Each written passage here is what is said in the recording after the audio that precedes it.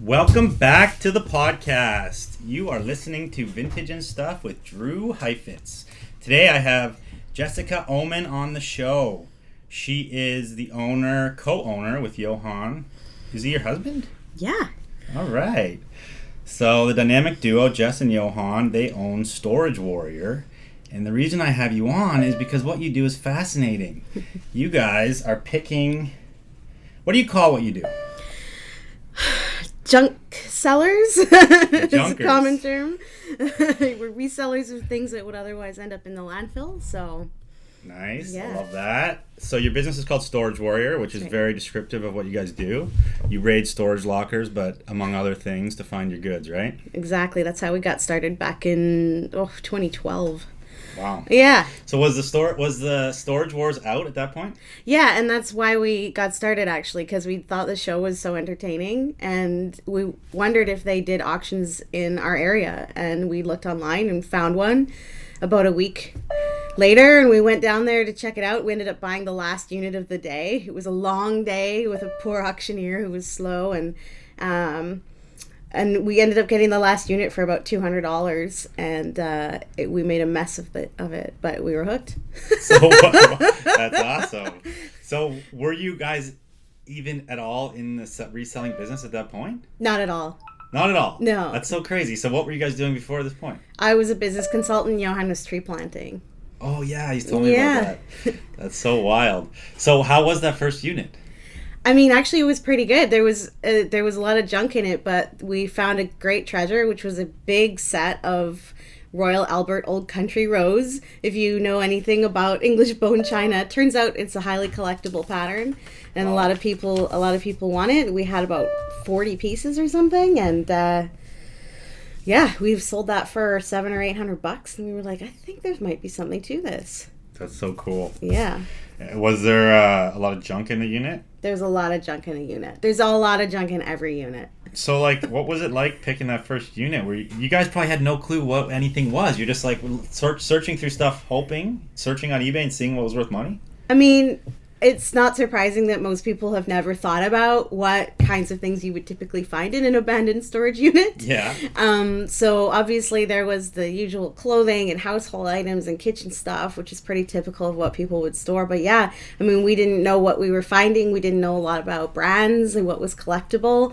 We just thought, well, if this looks like it's in good condition and somebody might buy it, maybe we can sell it. And so we ended up holding on to lots of stuff that we wouldn't today because we didn't really know what would sell and what wouldn't. Yeah, of course. And we didn't know how to sort. I remember bringing all the boxes home in our car and a friend's car and spreading them out all over the living room. And it was awful. It was so messy and dirty. That is so crazy. So the actual auction part of it, is it like the show? It's a lot like the show, and there are certainly aspects to the show that are scripted. We know this. Yeah. But when it comes to the types of things you find in the unit and the dynamics between the people who attend the auctions, that's actually pretty realistic. When there used to be more live auctions, you'd get this banter going between the different people who were bidding, and you'd make side deals, and you'd do all this stuff, and it was something people that were like, let's go in on this together. Or... Yeah, oh yeah. I mean, that kind of stuff would happen all the time. So that part was pretty realistic. I always wanted to do it. I've never gotten up and actually gone and checked it out. Do they still do the live auctions, or is it kind of over now? It's kind of over. Most of them are online, so it's a little bit harder because you don't get, you can't smell the unit, which matters more than you would think. Really? Yeah. And you don't usually get good photographs, so you're taking definitely a higher risk. So how can the smell determine the worth of a locker? You don't want to buy anything that smells like a cat was in there. Wow, that's so crazy. But if there's a lot of cigarette odor, that's going to affect things, right? Because it's really hard to get that out of stuff. I know you see that on the eBay listings, coming from a non-smoker house. We have a storage locker in California that we keep all our stuff in because we go to the Rose Bowl and we sell clothes down there. So we'll send new stuff, we'll put it in the storage locker, and we'll do the show and put it back. But sometimes people will be there, and there was this hoarder lady who had a locker beside mine, and she was she seemed super nice at first, and she was cleaning out her locker. She's pretty old. She's probably in her 80s, I would say. And I was kind of helping her and like chatting to her, and she ended up giving me a bunch of clothes, and she had some cool stuff in there. But she had units on units at this place.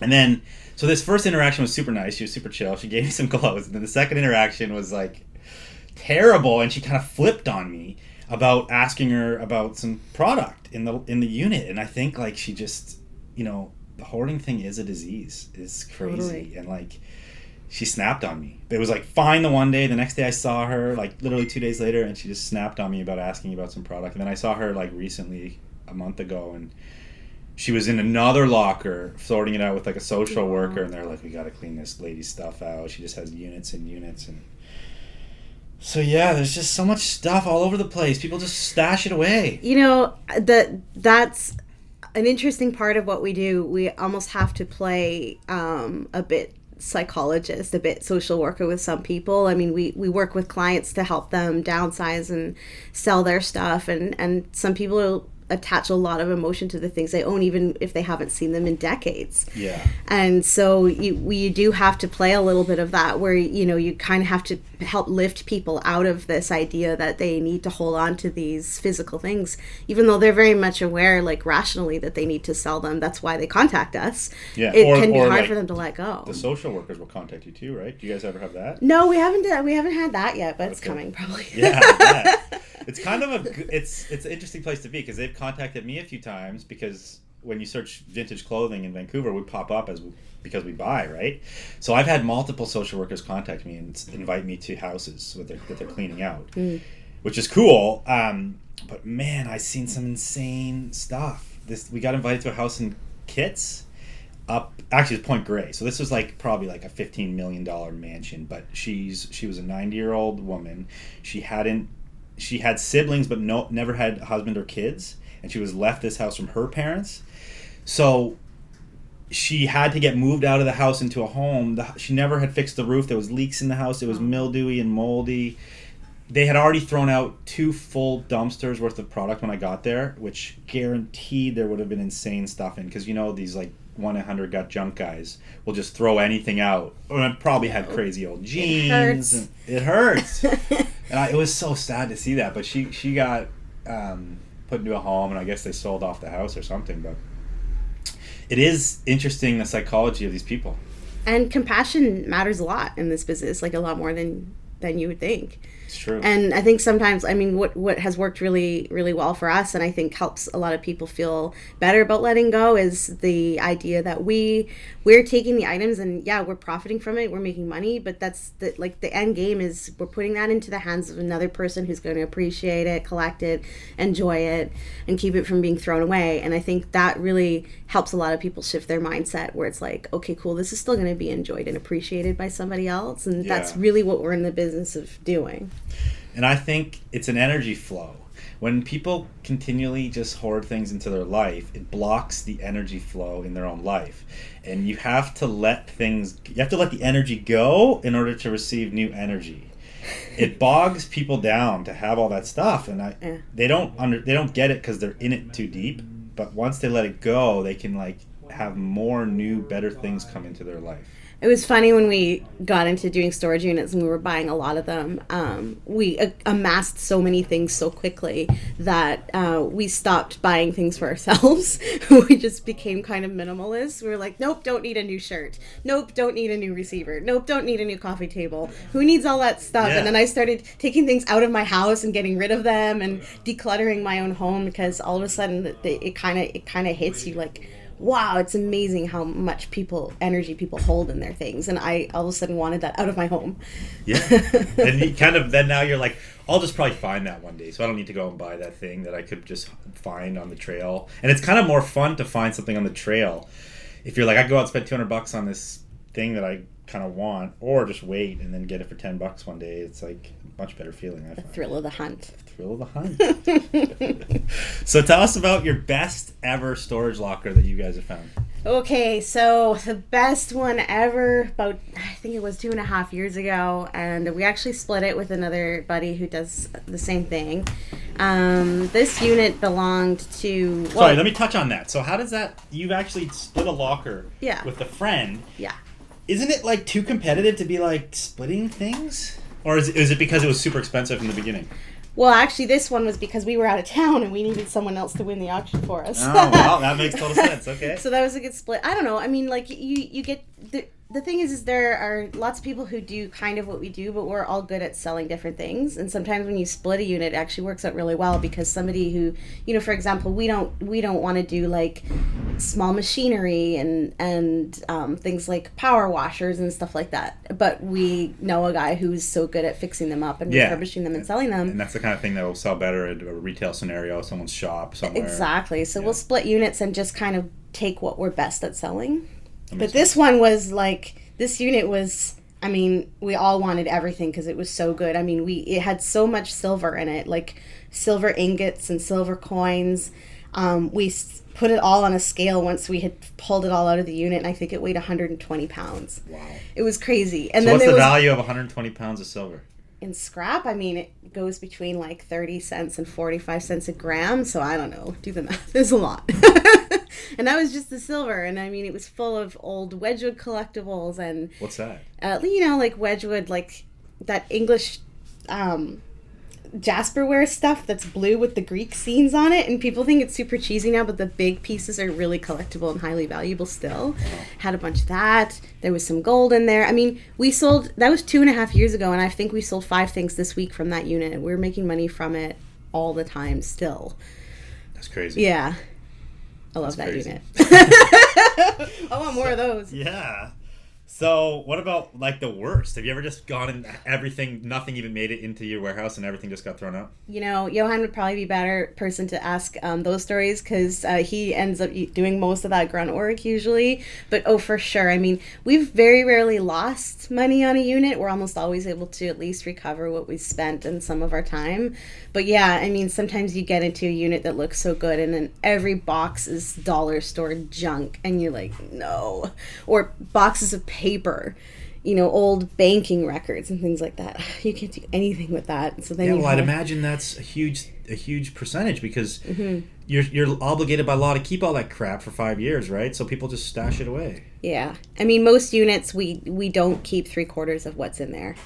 And it makes you wonder, like, why were you paying for that storage unit? Oh, it's so funny. I was just talking about this the other day. I have a container on the island, right? Like a 40-foot container. Fuck, that's a huge ass storage unit, right? Mm-hmm. I pay like $350 a month on that thing. Yep. And sure, there's stuff in there I need, and it was cleaned up a lot of space in here. But I'm just trying to liquidate it now because I'm like, by the time I've put all that money into rent, like 2 or 3 years of storage, everything in there has cost me so much money now. I'm just basically getting my money back out of it. There's no point. Unless it's so valuable to you, like for sentimental purposes or something. We bought 5 units once from a guy who had been, I can't remember the exact number he was spending on those 5 units. I think it was about $1,200 or $1,400 a month. He'd been paying for 14 years. And he hadn't been in them in a decade. 2 of the units contained there were thousands of vinyl records in there. We made a good profit off of flipping those to a records guy, but 3 of the units just had like old display cases from retail stores. I mean, you kind of feel bad, right? But it's, I mean... Yeah, he's probably 15 years ago had a plan to open more stores and was like, gotta like keep this stuff around. Yeah. I mean, I will say one thing is that like when I stashed a lot of the stuff in my container, it's probably 5 years ago, a lot of it I couldn't sell, and then I recently brought stuff out and started to sell, and people are freaking on it. So it does. I mean, there's a value in holding something long enough where it comes back into style. Oh yeah. But I mean, it's still got to be financially viable. Like, is it worth all that rent? You know. Yeah, I mean, well, we do that, right? We have some items that are worth a few $100 now, and we're holding on to them to see if they're worth a few $1,000 5 or 10 years from now. But there's small things like comic books, you know, a few things that you can just kind of tuck away in a box, and we're really careful about what we keep. I mean, yeah, holding on to something just because you might make another couple $100 for it in 10 years usually isn't worth it. Yeah, no, that's smart. Yeah. That's why, you know, you're interesting to me. Well, your business is interesting to me because of that reason, because you guys sell everything and you kind of just take what you can find. Mm-hmm. Whereas, like, my business, we're strictly clothing. I've dabbled in other things, but, you know, most people listen to this podcast are going to be strictly in clothing, but I think it's interesting, and I think people, like, there's a lot of thrifters that'll listen to this, right? So it's like, what's valuable that they could find in the thrifts to also make money on. It's kind of like maximizing your own scenario. If you're already at the thrift and you're just looking at t-shirts, it's a waste. Like, go look at the other things and educate yourself about what's valuable. So many kids in this vintage business now are just dealing with t-shirts. Like, that's all they know. That's all they want to know. And I think part of the reason is because it's cheap to ship. It's like doesn't take up any storage. They can like run this business out of their bedroom, and they're not getting into the situation of having to have space, you know? Mm-hmm. So that being said, like, let's talk about eBay. So that is that the bulk of your business? Yeah. Yeah, okay. We sell, probably at least 80% of our revenue comes from eBay. Nice. So what tips you got for everybody else selling on eBay? I mean, where do I start? So, sorry, you guys just won an award. We did. Let's talk about this. Yeah. What was the award? Okay, eBay Canada 2019 Micro Multinational Entrepreneur of the Year, which basically means we export a lot of stuff. About 75% of our products leave Canada and go somewhere else. 75%? Yeah. Well, I guess everybody in Canada does. Yeah, I mean, the United States is a big market, but, we sell a lot overseas to Europe. How much would you say percentage-wise not in North America? Of that, roughly. I mean, 20% maybe. 20%. Yeah, I mean, we're shipping to lots of different countries. Yeah. Okay, this is interesting. So, this is being in Canada sucks for the shipping rates. Do you agree? Yeah. We get taxed here. Canada Post is not cool. You guys are on Chit Chats. Anybody in Canada? There's the company called Chit Chats. There's a couple others, right? DYK operates in a few areas, and I think there's a couple more. So if you're selling online in Canada, look these companies up because they'll take your parcels over the border for you, and you can get USPS rates. Yeah, and even if you don't live near Chit Chats, you can. What a lot of people do who live in more rural areas is they'll have a slightly longer handling time in their ads, and they pack up all their parcels into one big parcel and ship that to Chit Chats. They have a special arrangement with Canpar to do that. And so even if you're not near a branch, you can still take advantage of those rates. And they find that even when you add in the slight additional cost of shipping that pallet or whatever it is to Chit Chats, it's still less than using Canada Post, which is insane. Yeah. Yeah. Canada Post is crazy. And everybody listening in the States needs to understand that our shipping rates are high because we pay Canada Post so much money. It's crazy. So how did you position yourself to do that much business? Like, so basically your volume is high enough that they gave you the award because you guys are doing so much biz and your seller rating and everything else? Our growth, our revenue growth on eBay was 50% over 2018 at the time that I applied for the award. I think we're up to like 70% now. I mean, we've been really on an upwards trajectory, and despite the fact that a lot of people are complaining right now that they're not doing well on eBay, and eBay's overall sales volume has been flat. But we're just killing it, and I think it has a lot to do with just learning what products are going to sell fast, trying to source items that are of higher value, a little bit more collectible, and getting things listed as fast as we can makes a huge difference. Yeah. How many listings do you have live? About 3,300. Okay. Mm-hmm. And has that grown, that number, or? Yeah, a year and a half ago we were at about 1,600, so I guess we've doubled that. Nice. And we're trying to get up to, we'd like to get to 10,000 by next year. Hopefully we can get there. We need to get more inventory. So, I just went blank here. The question was, what things are you sourcing? You saying you want to source things that sell really well and that are collectible. It's like, give us like your top 10 categories or top 10 items or things you always will buy that you know will sell fast. Comic books are probably our biggest seller. We know a lot about them. We're good at visually grading them. We know what titles are hot. So we'll go out and buy large collections of comic books just for a few keys that we know are going to be worth a lot of money, and then blow out the cheap ones locally. So comic books are huge. We were just talking yesterday, there's a list of probably like 150 comic books that they will sell within a week every single time you get them. So we look for those titles. 150 titles, not just numbers of titles. Yeah, like specific It's got to be like numbers. super. Okay, that's that's like 150 comics out of like 10 million possible comics to find. Totally. I mean, and so you really have to know what to look for. I mean, Incredible Hulk 340 is a perfect example. That book has such a cool cover, and that book will sell within 7 days every single time we post it, even if it's like torn. What year was that from? Oh gosh, late 80s, I think. Okay. That one. See, all my comic collection is from the shitty time during 90 to 95, and nobody cares about any of that stuff. No, there's a few, but yeah, you're right. Like Image Comics, Superman, like the Doomsday series. Yeah, so comic books are big for us. We do pretty well in vinyl records categories, although we're not vinyl experts. They sell easily and fast for us, so we like to do vinyl.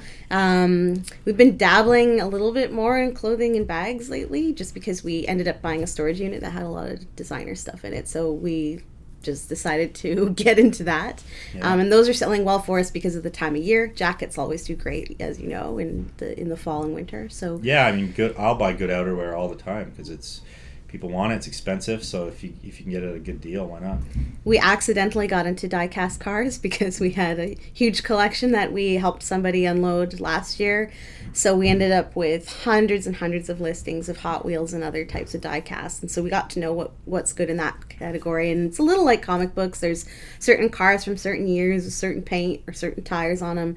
If you get those, they'll sell super fast. So yeah, that's a crazy haul. I've got a few for my son. Yeah. Out of your collection. That's pretty rad. Yeah, it was probably... How many cars was that? This is all Hot Wheels. Yeah. And how many? It was like... It was... We're estimating between 80 and 100,000. That's crazy. It was a lot. So many. It was a lot. You know, but we're good at figuring out how to move that stuff. And when I see people on eBay trying to sell that something like a single Hot Wheel for, $2 to $5, I can't imagine why they're bothering to put their time into creating a listing for one item like that. So what we do is we lot them up. So it's $40 or $50, but you're getting 8 or 10 or 12 cars. And we sell it like that because it makes a lot more sense for our business, and it increases our average selling price, which is the number one thing that you should be trying to do when you're selling on eBay. Increase your average selling price. Yes, most important thing. So how do you do that? Obviously, one you just told us by bundling. Yeah, bundling is huge. Sourcing. Don't sell junk. Yeah, don't sell junk. I mean, or if you have a bunch of junk, just put it all together in a big lot and sell all the junk at once. Don't nickel and dime stuff. Look for items that you can sell for $50 or more, and try to focus your sourcing around that. And then if you happen to pick up other lower value items while you're out at the thrifts or wherever you're at, that's totally fine. But focusing your energy on finding things that are 3 digits, 5 digits, 4 digits. And we all know listing stuff is not the funnest. So maxing out your money is important in your time. Oh yeah. Yeah, you gotta get efficient at doing listings, create templates, and get to do them fast. I mean, I'm at an advantage. We have people who help us with that, which is super helpful. But I also type 92 words a minute, so I can put the listing together pretty quickly, which is a bit of an advantage. Yeah, you got to be able to list quickly. Yeah, I've gotten it pretty down. I do some eBay listings just from my phone. Used to crush it out on the computer, but now with the tech, do you guys use a third? I asked you this the other day. You list directly on eBay's platform, not a third party. That's right. Do you remember when they used to have? It was called Lister Pros. Turbo Lister. Turbo List. Do you use Turbo Lister? No, actually, they discontinued support for it just as we were starting to scale. So I just never bothered. Okay. Yeah. Yeah, that used to be good. I don't find the third party listing software to be any faster. Okay. No. Okay, so what other tips you got for eBay sellers? How about organizing your listings or promoting or titling? I mean, we can talk a little bit about marketing. There's been a lot of controversy lately about using promoted listings, and a lot of people feel like it's eBay engaging in a money grab. Well, they're making money. For sure. They're a business. That's the whole idea. We sell 20 to 30% of our sales through promoted listings, and I think that they're an important tool to use, but you have to use them strategically and not randomly. And I think a lot of people get frustrated with the eBay promoted listings tool because they just pick some listings, randomly pick a percentage that they're willing to pay to have their listings featured, and then they walk away from it. And if it doesn't work, they don't know why. So what I recommend people do is, okay, take 50 listings that are all in the same category. Promote them at pick a rate, 2%, whatever you're comfortable with. Let that go for 7 to 21 days and watch what happens. And at the end of that time, change the rate. Move it up, move it down, experiment, and then see how that changes the way that you're selling through those promoted listings, and just keep track of it until you figure out a balance that works for your profit margins and for the categories that you're selling in. So don't do it randomly. Like, definitely use the tool, but pay attention to how you're using it. Don't just promote all your listings under the same campaign. Divide it up by category and promote each. And you can category. name your campaigns? Yeah. Okay. Yeah. So we have Hot Wheels campaign, we have comic books campaign, we have vinyl records campaign. And so how do you do your shipping rates? Like, what kind of what are you putting as a shipping rate for a comic book? $5 usually to the United States. Okay, what about a record? Same? Yeah, the same. Those can go by media mail, so they're pretty cheap to ship. Okay. Yeah. What about sending offers to watchers? You guys do that? Love it. Yeah? Yeah. Super cool new feature. Yeah. So how long has that been around? Only a few months. It was rolled out in the U.S. before here, as most features are. They finally rolled it out on .ca as well as .com for Canadian sellers, and it works pretty well. I mean, and how, like, do you do it individually and you'll see what your profit margin is, or will you just bulk do it on a percentage on a bunch of items? Right now, I'm doing it listing by listing. So what I do is I sort my listings by the number of watchers. And then if an item's been up for maybe 3-4 weeks and it's got a few watchers on it, I feel like that's a perfect time to send an offer. Usually I give about a 20% discount. That seems to be the sweet spot. And I always end the price in 98 cents instead of 99 cents. So if they accept the offer, I know that it came through my me using that tool, so I can actually track it. So you don't have to dig it. Yeah. Smart. Yeah. Nice. Yeah, it's cool. It works pretty well for us. We've made a lot of sales that way. Nice. Yeah, I started sending some offers out, and I have to check if it's working. I gotta try your 98-cent method. Yeah, and you gotta personalize the message that you put in there. Yeah, make it something like that makes you approachable. Don't just use the eBay default text. Yeah. You told me something interesting about the titling recently, about only the first 3 keywords or something pop up, or are the most searchable or something? Yeah, the first 4 words in the listing title are the ones that affect the search results the most. And so what eBay recommends is that you first put the brand and then the name of the item, whatever it is, and then add other descriptors there. So it could be like Harley Davidson t-shirt, men's, black, size large, and then whatever other descriptors you want to add to the end of the Yeah, so vintage should not be the first thing you write. Vintage should not be the first thing you write. VTG registers on eBay as vintage, right? Yep. Good things to know. Good things to know, because probably 90% of people out there put vintage first thing as their title. Yeah, and people say, well, how can this be right? Because when I search for something vintage, I put vintage in as my first search term, and it's like, yes, you do, but that's not necessarily how the system is picking it up. So they still want you to be putting the brand first. Yeah. And, put vintage in there somewhere near the end of the listing title. Better for search. Sweet. And fill in all those item specifics, everything that you can in the listing. Cool. We got to wrap it here pretty quick, but I have one more question, okay? What is the most expensive thing you've ever sold on eBay? Okay, so that would be this was called a Mauve Cam, and this is a big piece of equipment that people on film sets, it's like a vest that they wear, a heavy vest that holds up those huge portable film cameras. That has it's like a self-leveling arm that comes off the vest? Yeah. Crazy. Yeah. And you got this in a locker? We got this in a locker. We paid up for it, but it was okay. They retail about $16,000 or $18,000. I think we got five or between 5,000 and 6,000. Sweet. Yeah, we were really happy with that. But I mean, that's the thing about selling on eBay that's hard, is like you can't come across a $5,000 item every day. No. And even though we're pretty big sellers now on eBay, like we're struggling to find those $1,000 and up items. I mean, you gotta. Someone has to die or something has to happen. Like, I mean, come on. You know, a lot of the lockers you're getting, people have died. Yeah. It's just the nature of the game. Sometimes they went to jail. True. And yeah, because who's gonna just throw out $5,000, a big piece of equipment worth $5,000? Especially in Vancouver, that's like, I'm sure that thing gets used all the time, or they need it. We shipped that to California. Nice. It was heavy. Yeah. So yeah, I think that was the highest price we ever got for. And did it take a long time to move? Yeah, that sat for at least a few months. Okay. Yeah. Yeah, sweet. I don't know if I've ever sold anything for $5,000 on eBay. Definitely, probably the highest stuff I've ever sold on eBay would be jerseys. Game worn, authentic, good player jerseys. Oh yeah. I've definitely got a few grand, like $2,000-3,000 for jerseys on eBay. I love jerseys because sports collectors are nuts. They'll pay up, and most jerseys will sell eventually, I find. It's just one of those things. Like, I'm personally not into sports besides skateboarding and snowboarding and stuff, but the people who are just diehard, Yeah, I mean, they will pay, but the thing is when you're sourcing that stuff, you have to be willing to pay for it too. And we paid $2,000 for that unit with the film camera thing in it. It had other stuff, so we probably turned it into about $8,000 or $9,000 when all was said and done. But we had to pay to get there. We just sold a camera for $1,400 US, but we had to pay $450 to get it. Yeah.